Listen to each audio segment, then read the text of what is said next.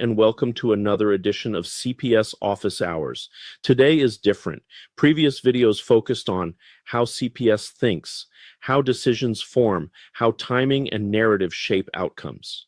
Today is about parents. Specifically, it is about how parents unintentionally sabotage cases that were once very winnable.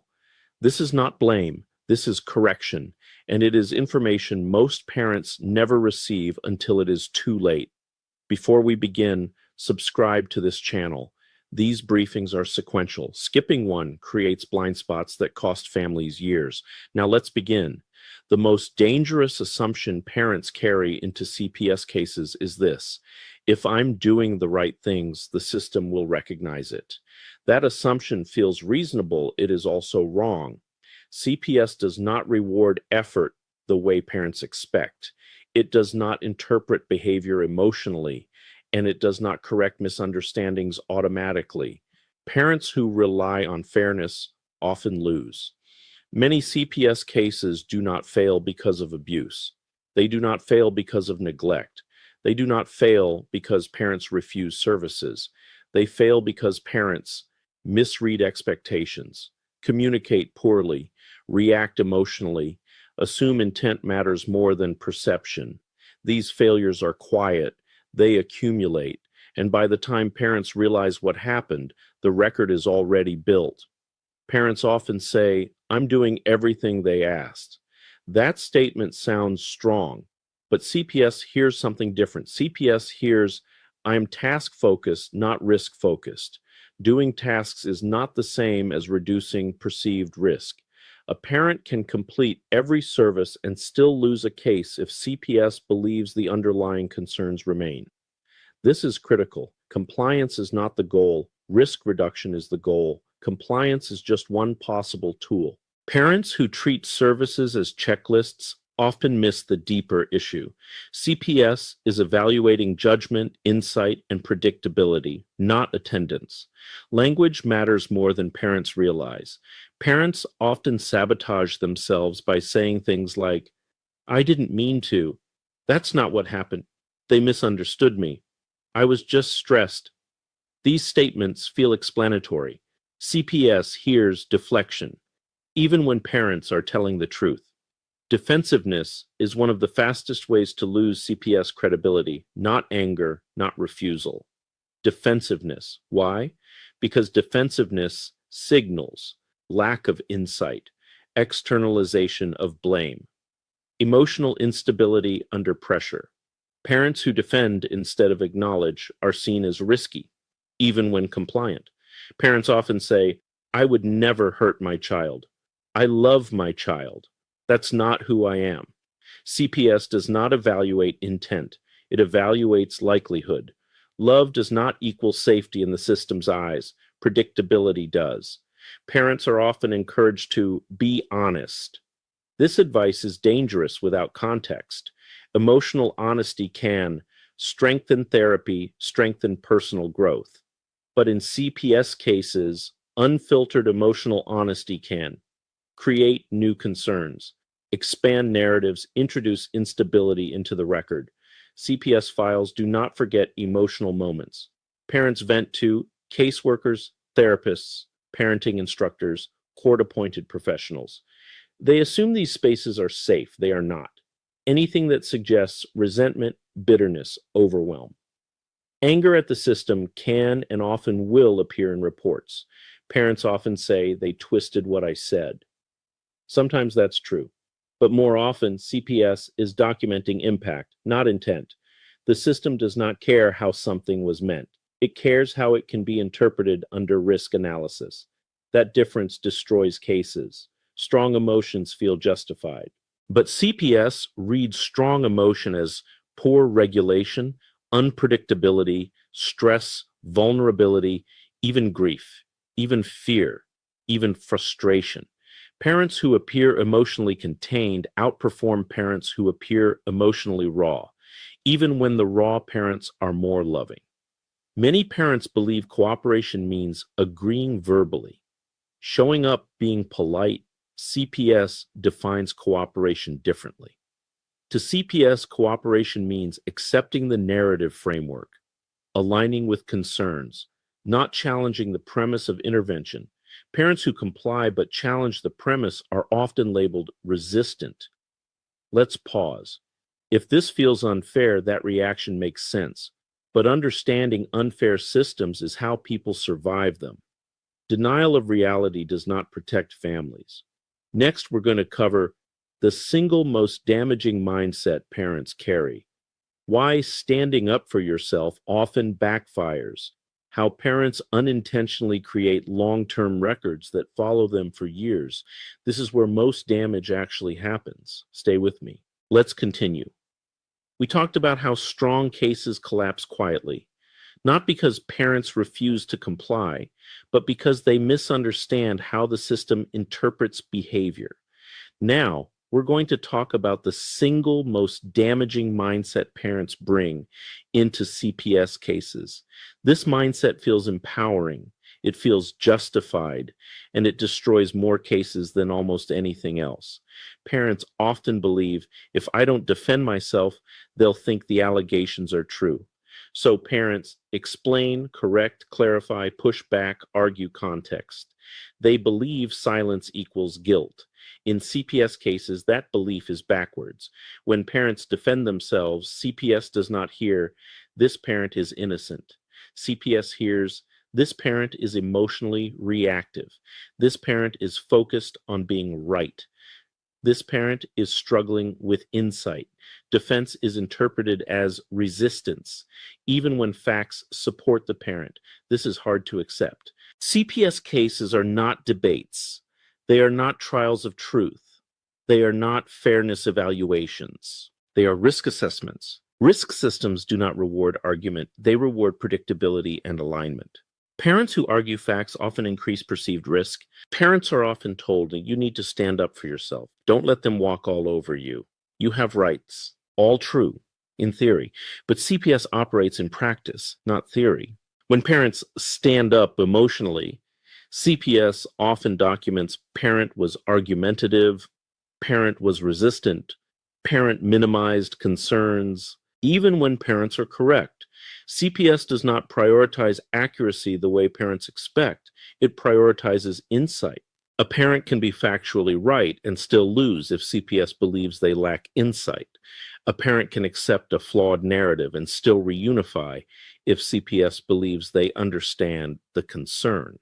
This feels unjust. It is also how the system works. Records are not poisoned by big moments. They are poisoned by repeated defensiveness, emotional emails, lengthy explanations, attempts to correct every detail, frustrated tone. Over time, the file begins to show a pattern. Parent struggles to accept responsibility, even if responsibility is shared or unclear. Emails are one of the most dangerous tools parents use. Parents write emails to clarify, correct, defend, document. But emails live forever, and tone does not translate well. A calm explanation can be read as argumentative. A clarification can be read as deflection. A correction can be read as resistance. Many cases are damaged by emails alone. Parents believe more communication equals cooperation. Often the opposite is true. Controlled, minimal professional communication reduces misinterpretation, limits emotional leakage, preserves neutrality, protects the record. Silence, when strategic, is safer than explanation. Parents often say, I just want them to understand me. CPS is not trying to understand parents emotionally. It is trying to assess risk, stability, predictability, compliance with structure. Wanting emotional understanding leads parents to overshare. Oversharing creates risk. Therapy helps people heal, but therapy language can damage CPS cases when repeated verbatim. Statements like, I was triggered, I dissociated, I'm processing trauma, I felt overwhelmed, may be healthy in treatment. In CPS records, they can sound alarming. Parents unintentionally create evidence of instability. Parents are told, be self-aware, own your issues, show growth. But CPS does not always distinguish growth from risk. Self-disclosure can expand concerns. What feels like accountability to a parent can feel like confirmation to CPS. Parents often think, This is just about this case. It isn't. CPS records persist. They follow families. They resurface in future reports. Statements made under stress today can shape narratives years later. This is why restraint matters. Parents often say, no matter what I do, it's wrong. That feeling comes from a mismatch. Parents are operating emotionally. The system is operating procedurally. Once parents understand that difference, the confusion lessens, even if the outcome is still painful. Let me pause here. Nothing in this section is telling parents to lie. Nothing is telling parents to be dishonest. This is about strategic containment. You can be honest without being expansive. You can be cooperative without being expressive. You can protect yourself without fighting. In the final section, I'm going to give you the corrective mindset that protects cases, how to behave in a way CPS reads as safe, what calm strength actually looks like in this system, and I'll close today's topic properly and set up what comes next. Let's finish. So far, we've covered how parents unknowingly sabotage strong cases, why defensiveness is more damaging than refusal, how records are quietly poisoned by tone, language, and mindset. Now we're going to talk about what actually protects parents in CPS cases, not emotionally, not morally, systemically. Here is the mindset that protects parents more than any other. My job is not to convince CPS I'm right. My job is to consistently appear safe, predictable, and regulated. This mindset changes everything. It shifts parents from reaction to positioning. Safe does not mean loving, passionate, emotional, protective. CPS defines safe as predictable, regulated, compliant with structure, aligned with concerns, low drama, low reactivity. Parents who understand this outperform parents who argue truth. Emotional containment is one of the strongest signals of safety. Containment means you feel emotions, but don't display them impulsively. You respond, not react. You pause before speaking. You keep communication short and neutral. Containment tells CPS, this parent can handle stress without destabilizing. That matters more than explanation. Calm strength looks like short answers, neutral tone, acceptance without collapse, cooperation without oversharing, boundaries without confrontation. Calm strength is not submission, it is strategic restraint. In CPS cases, fewer words create fewer problems. Fewer explanations reduce misinterpretation. Fewer emotional displays reduce risk narratives. Parents who talk less are often seen as more stable. Silence, when respectful, is powerful. One of the safest phrases a parent can use is, yes, I understand the concern, not I agree, not you're right, just I understand the concern. Understanding does not equal admission, but CPS reads it as insight. This is critical. Parents ask, what if the allegation isn't true? Here is the system-safe approach. Do not argue emotionally. Do not relitigate constantly. Do not try to convince through intensity. Instead, maintain consistent safe behavior. Allow your attorney to contest facts. Focus on present stability. Behavior over time is more persuasive than argument. Your attorney is the appropriate channel for challenging allegations, correcting records, making legal arguments. When parents personally fight the narrative, CPS documents resistance. When attorneys do it professionally, it's expected. Stay in your lane. Safe communication looks like brief, polite, non-emotional, non-defensive, non-explanatory. Examples: thank you for letting me know. I understand. I will follow through. Please advise if anything further is needed.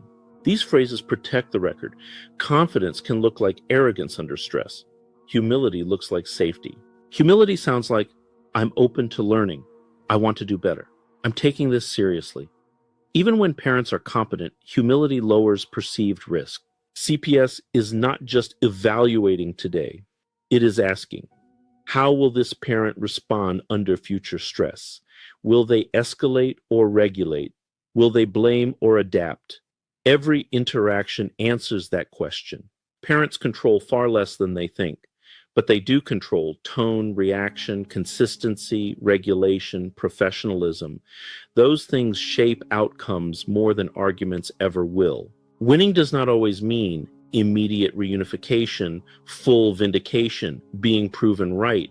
Sometimes winning means avoiding termination, preserving credibility, keeping future options open, preventing narrative collapse. Real wins are often quiet. If you remember nothing else from today's topic, remember this. CPS does not reward emotion. It rewards regulation. CPS does not reward explanation. It rewards predictability. CPS does not reward righteousness. It rewards perceived safety. Once you understand that, you stop fighting the wrong battle. You now understand how parents accidentally destroy strong cases, why defensiveness backfires, how to behave in ways the system reads as safe. In Day 6, we will cover how CPS builds long-term narratives across cases, what happens when families are flagged, how to protect yourself from future system involvement. Day 6 is about long-term survival and prevention. If this briefing helped you see the system more clearly, subscribe to this channel. These are not motivational talks. They are system literacy. I'll see you on the next video.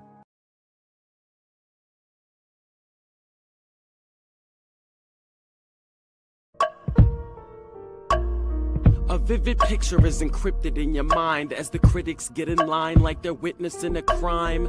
But then you notice there's a shiver in your spine from the feelings of discontentment and bitterness combined.